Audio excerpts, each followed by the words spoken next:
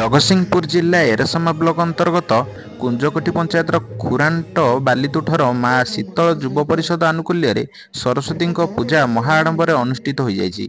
ଏହି ପୂଜା ଉପଲକ୍ଷେ ସନ୍ଧ୍ୟା ସମୟରେ ଏକ ସାଂସ୍କୃତିକ କାର୍ଯ୍ୟକ୍ରମ କରାଯାଇଥିଲା।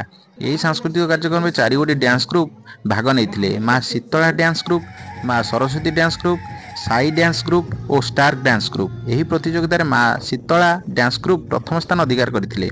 ଏହି ରଙ୍ଗାରଙ୍ଗ କାର୍ଯ୍ୟକ୍ରମରେ ଶହ ଶହ ଦର୍ଶକଙ୍କ ସମାଗମ ହୋଇଥିବା ବେଳେ ପୂଜା ଓ ସାଂସ୍କୃତିକ କାର୍ଯ୍ୟକ୍ରମକୁ ପରିଚାଳନା କରିଥିଲେ ଅମଲ କୁମାର ସାସମଲ।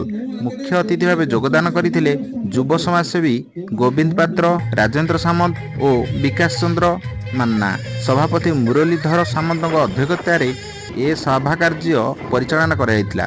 ସହଯୋଗରେ ଥିଲେ କୁମାର ଲିଟୁ ଓ ଦିବାକର କୁଆଁର।